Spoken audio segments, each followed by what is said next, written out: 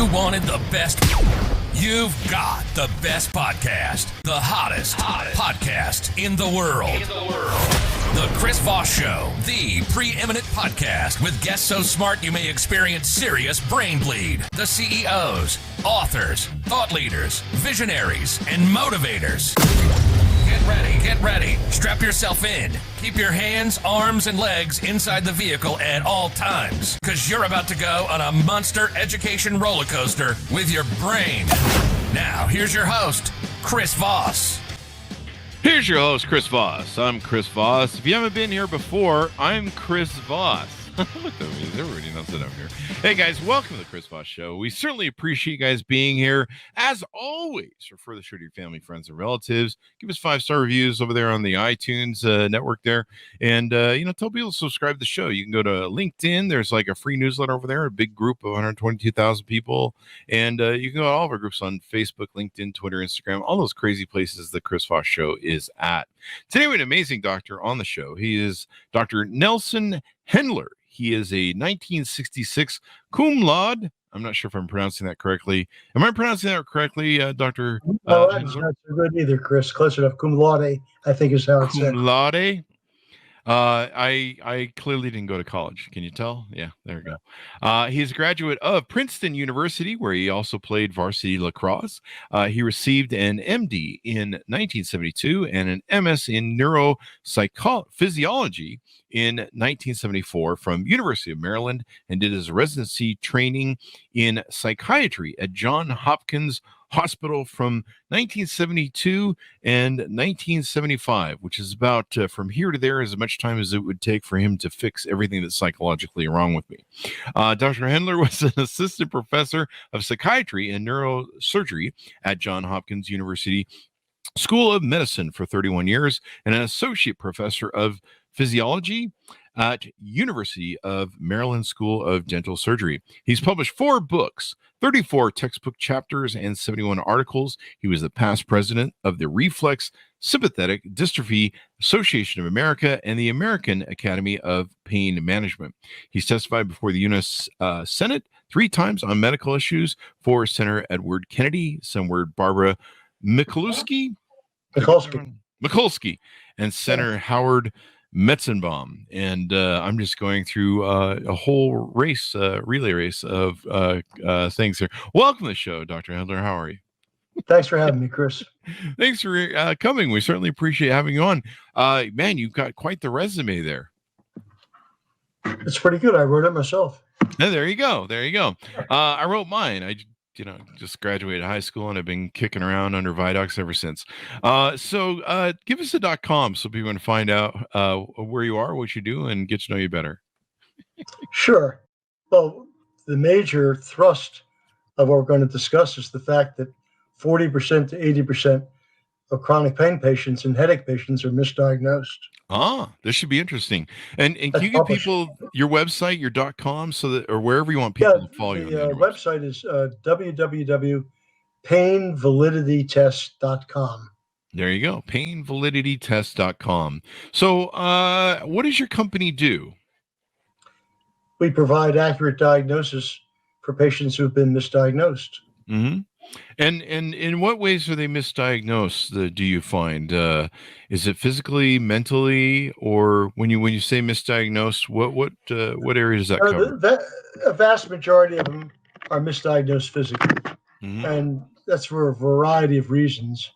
The major problem is that you make a diagnosis by taking a careful history, and right now, because of the crush of insurance, because of other factors, physicians are under time constraints and don't spend as much time with patients as they should. So the average exam, actually published in the medical literature, the average medical exam takes 11 minutes, during which time the doctor speaks 8 of the 11 minutes and interrupts the patient after the first 32 seconds. So you can't get a very good history that way, can you? Yeah, he just kind of barks at you what he thinks is wrong with you, and then he moves on. And then he goes off and he orders a test. Yeah, that's true. It's an MRI, right? Yeah. That's good. So I just spent 10 minutes with you, and based on my misdiagnosis, I'm going to order the wrong test. Yeah. Like I'll usually be standing there in the doctor's office going, "But my arm's missing, sir." And he goes, we'll get some penicillin for you. It'll be fine." Exactly. So the questionnaire we have asked 72 questions Wow. and has 2,008 possible answers and takes a patient 40 to 60 minutes to complete. So it asked all the questions a conscientious physician should ask if he spent an hour with a patient. That's a lot of questions. This sounds like my Tinder date last night. Yeah, something. What happened to my? So I was going to ask you when was the last time a doctor spent an hour with you?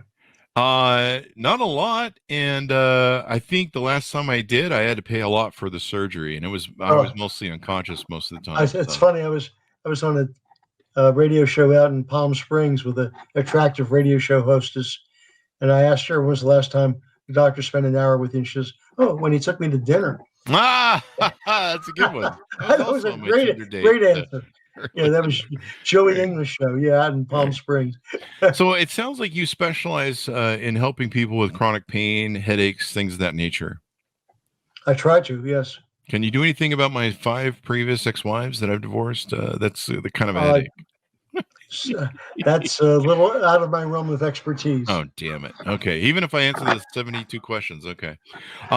So how many people do you find in your studies and work have chronic pain and headache and stuff? The research shows that 20% of any population in any developed country has chronic pain. So in the United States, that would be 66 million people. Wow. And then plus me, of course. That's another 1% right there. And 40 to 80% of those are misdiagnosed. Wow. So what happens when people are misdiagnosed? Like what kind of things can happen that make things worse for someone who's suffering from chronic pain? Well, if they're misdiagnosed, guess what happens? Yeah. They don't get well. Yeah, and the pain probably gets worse, or they don't get the proper treatment. They don't get the proper testing, and they get. Well, I'll give you one example. You ever heard of fibromyalgia? Yeah. Oh yeah, right. It's advertised all the time. Take Lyrica for fibromyalgia. Well, in a study we did, looking at 38 patients referred to me with the quote diagnosis of fibromyalgia, we found that 37 of the 38 patients, that is 97% of them, did not meet the diagnostic criteria for fibromyalgia. Wow. And this is published, by the way. And in those 37 patients who were told they had fibromyalgia and didn't have fibromyalgia, we found 133 other medical diseases documented by objective medical testing. Wow. Objective medical testing, which required surgery. Mm-hmm. So, wow. And why is it being promoted? Well, if you have a pharmaceutical company and doctors are misdiagnosing fibromyalgia, you sell more Lyrica, don't you? Yeah.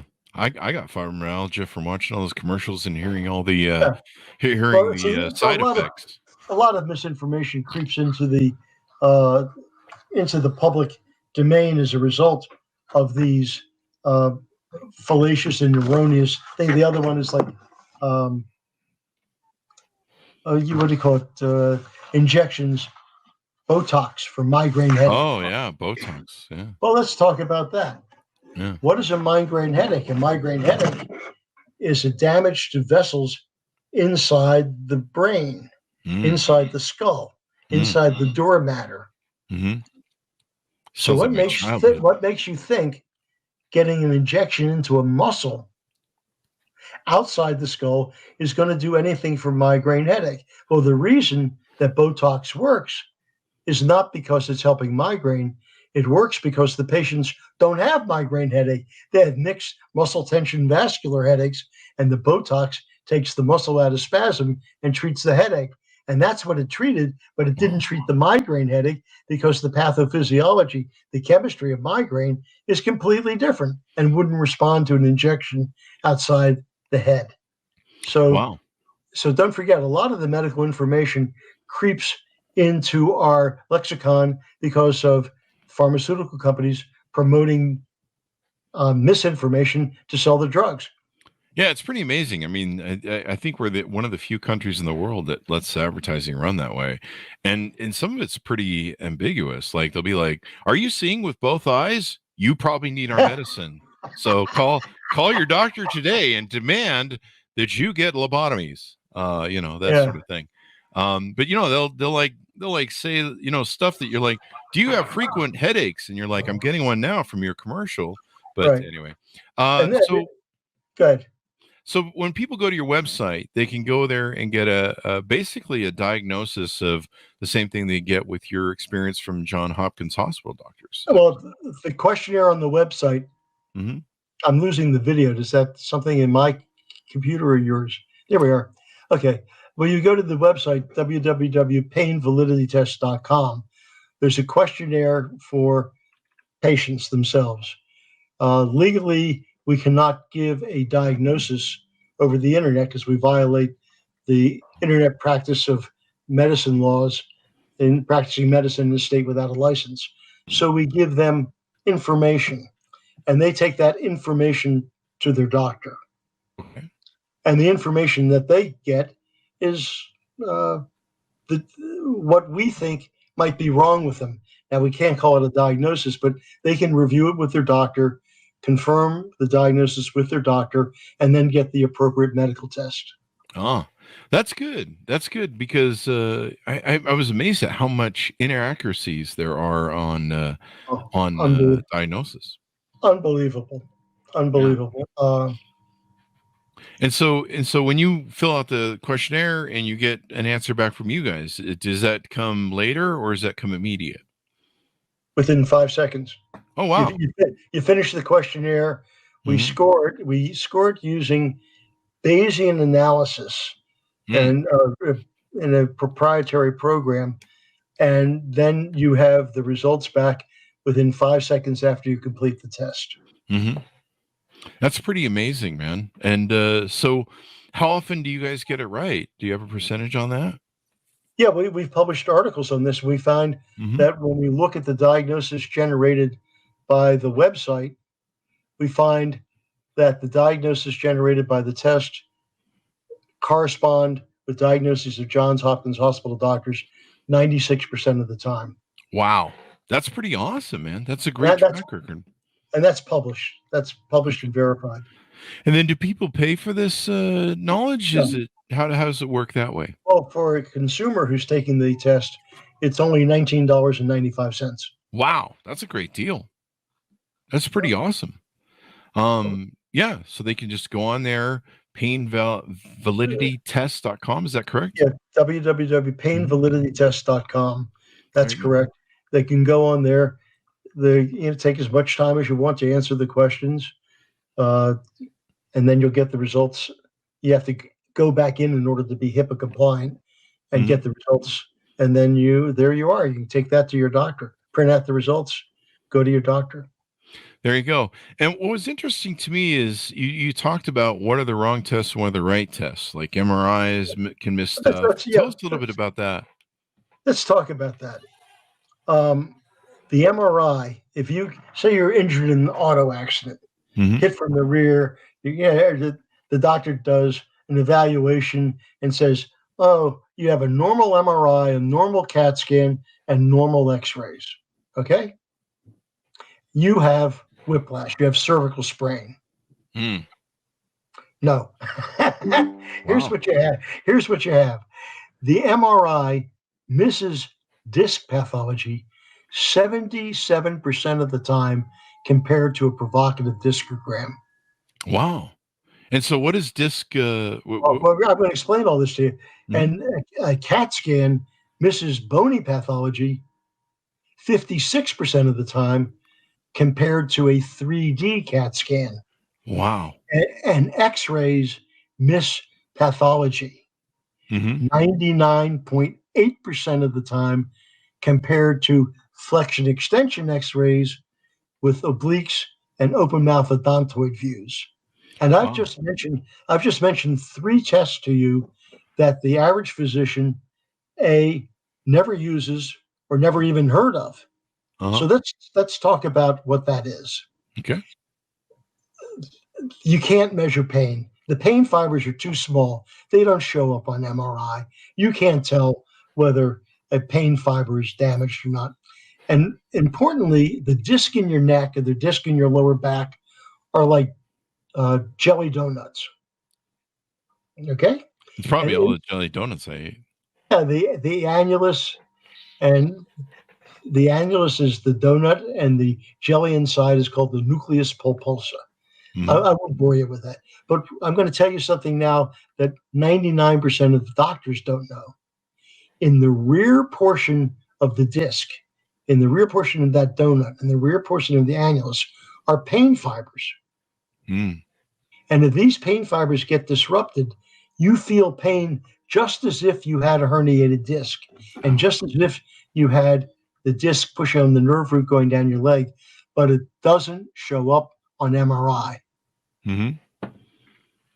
Okay? So if you get the MRI and the MRI says normal disc, so you do a provocative discogram, and the provocative discogram consists of putting a needle into the disc and injecting saline while the patient's awake, and you asking the patient, does this reproduce the pain that you normally feel? And if your patient says, yes, this is exactly the pain I feel, then you know that that's the disc causing pain. And then to further confirm that, you inject local anesthetic agent into the very same needle and see if it takes away the pain. Mm-hmm. And that gives you proof positive that that's the disc causing the pain. Wow. Now let's look at an example. You got a patient comes in, and the MRI, not only does it have a 77% false negative rate, it has a 28% false positive rate. 28% of the time, it tells you the disc is damaged when it's not causing the pain. Wow.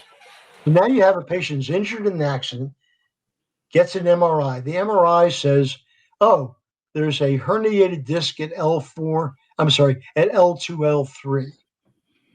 But the patient has symptoms of an L5S1 disc, but the MRI is normal. So the doctor looking at the MRI says, disc damage, L2, L3, not taking into account that the symptoms the patient have are really referable to L5S1. So he goes in and operates on the L2, L3 disc, and the patient doesn't get well. Wow. That's got to not only does the patient not get good care, he gets worse because the doctor doesn't really understand the sensitivity and specificity of the test that he's using to make the diagnosis. Wow. Had he had a provocative discogram, the doctor would have said, well, L2, L3, when we did the injection, didn't produce any pain, but L5S1 did. That's the disc that's causing your problem. That's where we're going to go operate. So that's one classic example. I've never heard of these provocative discograms. You join 99% of the physicians in the United States. Wow. So they don't even know. Wow. Yeah. That's crazy, man. Why don't they know? Is this just they're just so used to doing like mainline, quick and easy? There's not one single medical school in the country that teaches a course on chronic pain diagnosis. Wow. We just throw medicine at it and say here's some what was that one the heroin stuff that everyone was on for a while. Well, the worst thing is doctors treat chronic pain like acute pain. Uh-huh. Now, here's a problem with that. The neuroanatomical pathways that carry the message of acute pain and the neurosynaptic transmitters, the little chemicals that make the nerves work, that carry the message of acute pain are different than those that carry the message of chronic pain. Mm-hmm. So if you start trying to treat chronic pain like acute pain, you're not going to get any benefit from using medicine. And that's why the narcotics don't work. Mm. So that's another long story, is the misuse of medicine in chronic pain patients. So you have to match up the correct medicine with the type of tissue damage. If you have nerve damage, you should use an anticonvulsant. If you have muscle damage, use an antispasmodic. If you have inflammatory damage, use an anti-inflammatory. And then if you have mental pain, use vodka, right? That's usually what I do. Well, that works. That works really well, especially with some caveats. It's not healthy for you. We should just make that disclosure.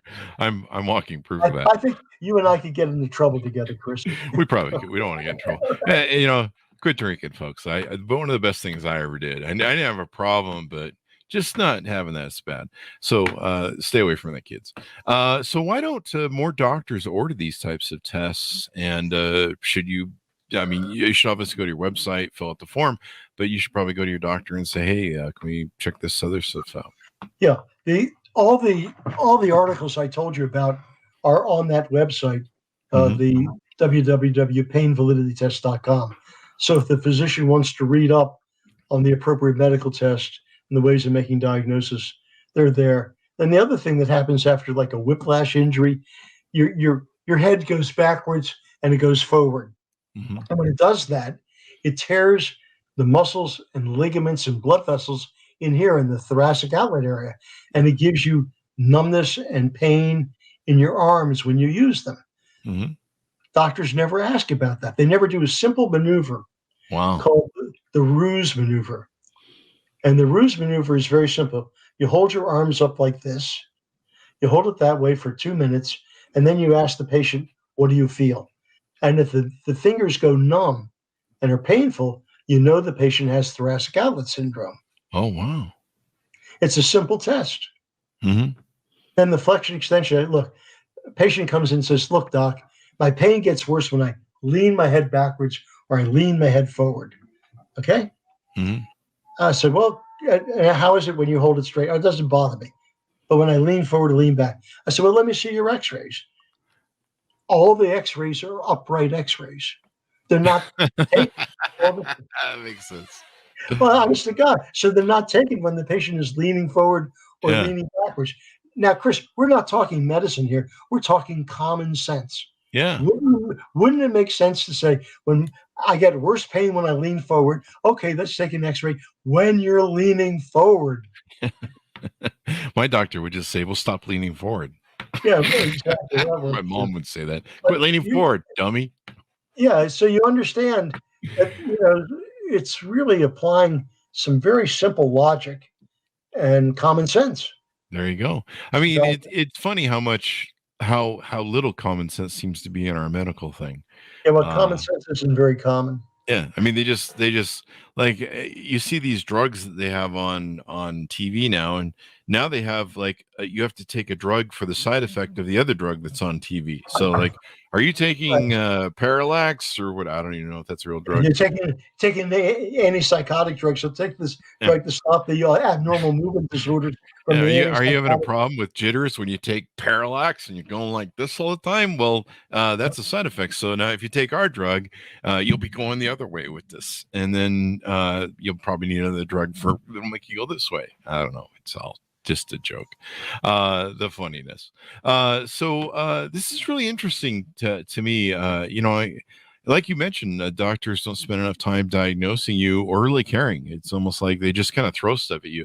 Like I remember one time I went in for a really bad 3rd-degree burn that I had, or well, 2nd-degree burn that got infected. And then it was starting to, encroach upon maybe bone infection.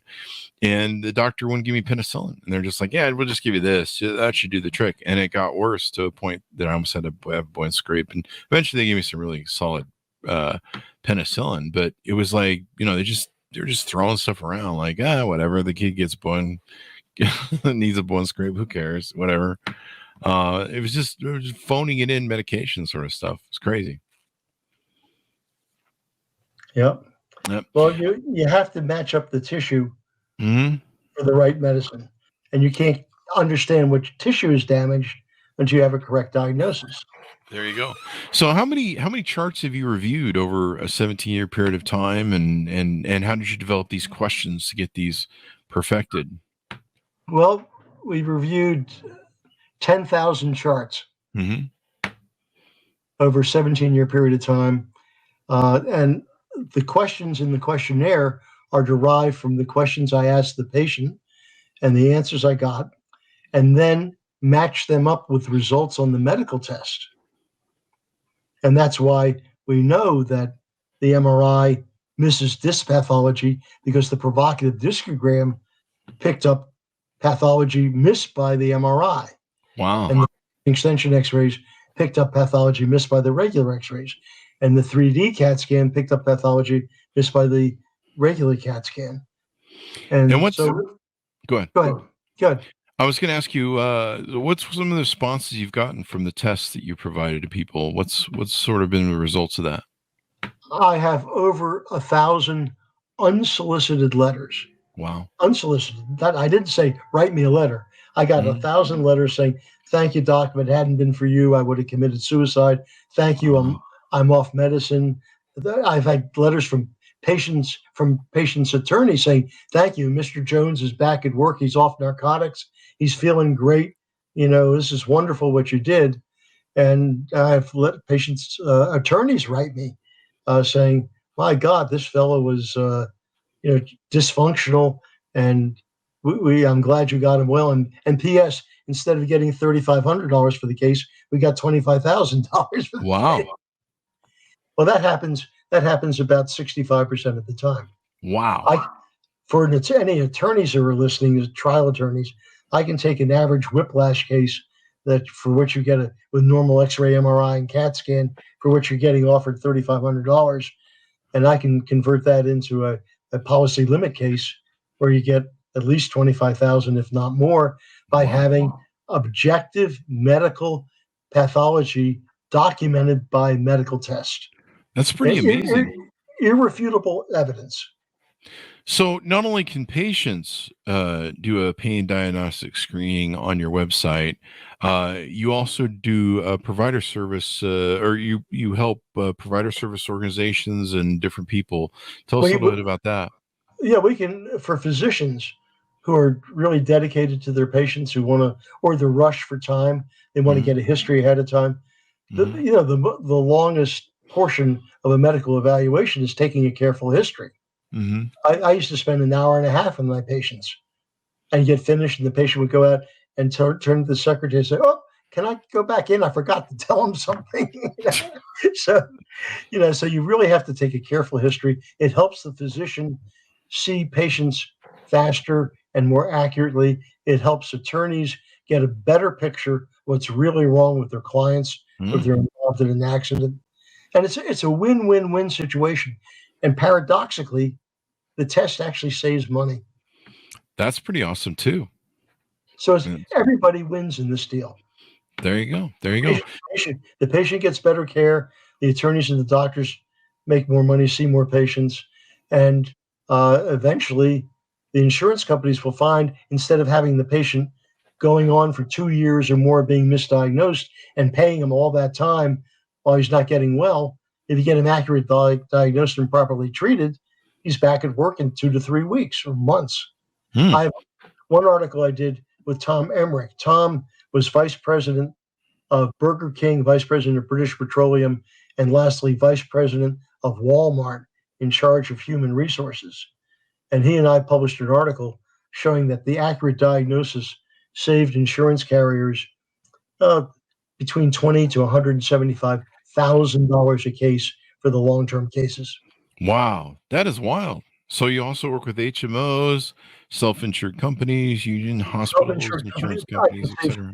We published one article showing we can save self-insured companies 56% on their workers' compensation costs, just like Johns Hopkins Hospital did, published by Ed Bernanke. If you can diagnose the pain and get rid of it so they're not continually suffering, constantly going back to the doctor's office, that just makes sense. What a novel idea. Yeah, what a novel idea. You've written a lot of books. How many books have you written? I see a lot here on Amazon for coping with pain. Yeah, I've written 4 books. One is for the general public, and the other 3 are sort of medical textbooks. There you go. So you've been studying this for, I think your first book goes back to 1979. Yeah, I've been doing this actually since about 72. Wow, that's awesome. So anything more we need to know about you and what your website does? The website is www.painvaliditytest.com, and what it does, it gives you the opportunity of getting accurate information about what's wrong with you. If you have a chronic pain problem, you really need to know what's causing your pain before you can fix it. It's just like a flat tire. I mean, you got a flat tire, you can't come in and say, I got a flat tire. And the guy says, well, what's wrong with it? Well, you need to know if it's a leaky valve stem or cut sidewall or is a nail in the tread. And now here's one very important concept, Chris. Sometimes you can have two things wrong with that tire. And if you fix only one of them, guess what? Your tire's still flat. Your tire's still flat. So you have to do a thorough diagnostic evaluation, explore all the possibilities, and really address them all. There you go. There you go. Well, this has been really insightful. I'll be referring it to all my friends, neighbors, relatives. I know everybody I know experiences pain, and they're always trying to resolve it. So this is good data for them. Well, thank you. I appreciate it. There you go. Give us that .com one more time, if you would, please. Sure. It's www.painvaliditytest.com. There you go. Well, thank you very much for coming on. We certainly appreciate it. Thanks for having me, Chris. I appreciate it. There you go. All right. And thanks, my audience, for tuning in. Go to youtube.com/Chris Voss. See everything we're reading and reviewing over there. And goodreads.com/Chris Voss as well. And thanks for tuning in. Be good to each other. Stay safe. And we'll see you guys next time.